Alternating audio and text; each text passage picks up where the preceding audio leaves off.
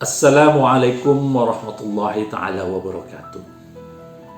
Saudara-saudara sebangsa dan setanah air, khususnya warga Nahdlatul Ulama Jakarta Pusat. COVID-19 atau kita kenal Corona telah menjadikan lulu lantahnya sendi-sendi kehidupan perekonomian, tidak hanya di negara kita tapi dunia.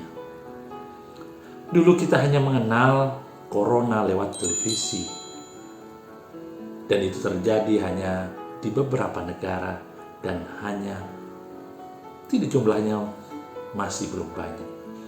Tapi saat ini Corona benar-benar hadir di tengah-tengah kita.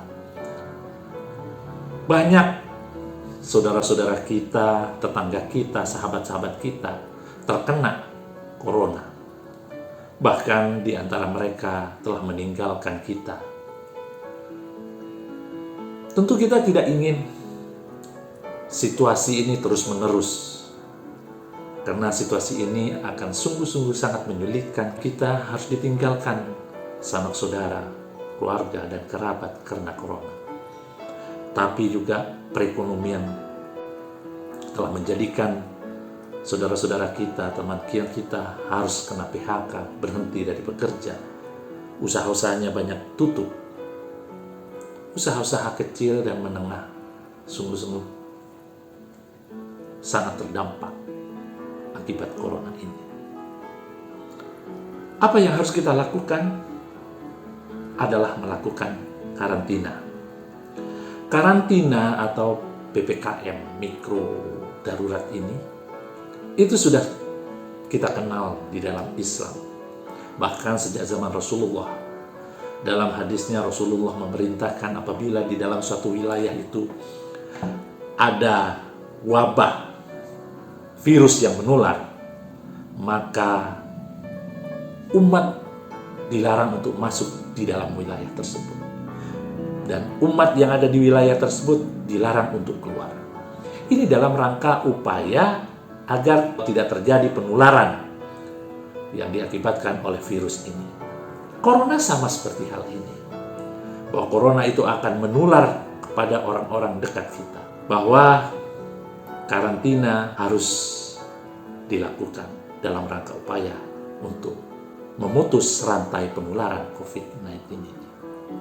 Di samping itu, kita harus perlu merubah pola hidup kita, yaitu pola hidup bersih dan sehat atau kita kenal PHBS.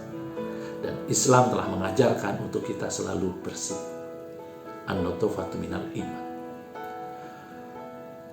Bahwa PKPM ini akan sukses dan berhasil kalau kita sebagai umat bersama-sama dengan pemerintah bisa menegakkan aturan ini secara sungguh-sungguh. Kita harus perbanyak aktivitas, memang saat ini harus di rumah.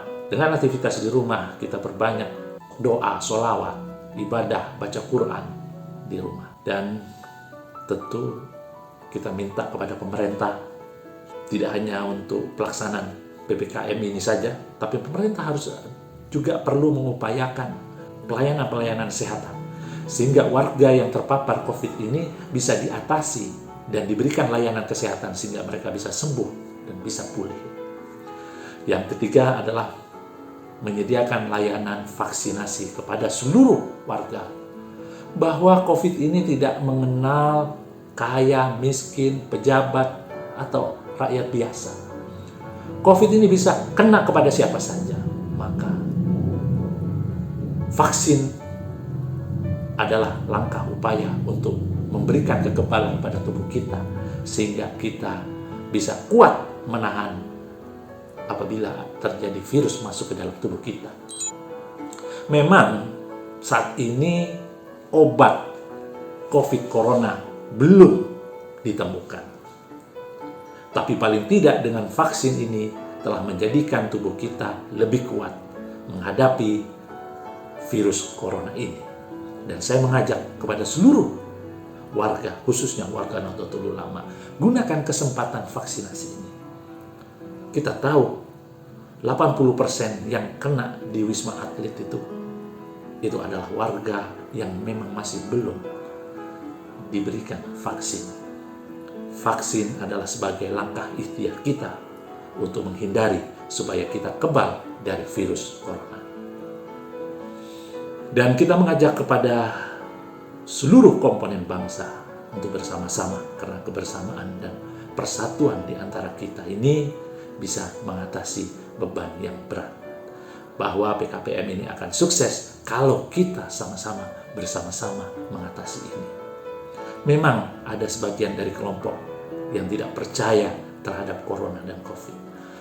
Apa mereka tidak bisa lihat begitu banyak korban yang terpapar virus COVID? Itu adalah bukti nyata bahwa virus COVID atau virus corona ini ada dan benar-benar nyata meski tidak terlihat. Oleh karenanya, dalam kesempatan ini saya ingin mengajak kepada seluruh komponen bangsa, khususnya warga Nahdlatul Ulama, untuk bersama-sama mengatasi masalah ini. Yakin setiap cobaan dan setiap derita pasti di akhirnya akan ada berkah. Mudah-mudahan kita tetap diberikan ketabahan dan kesabaran menghadapi ini. Dan pada akhirnya akan berakhir dan pulih, dan kita harus bangkit untuk terus menatap masa depan Indonesia yang lebih baik. Wallahu muwaffiq. Wassalamualaikum warahmatullahi wabarakatuh.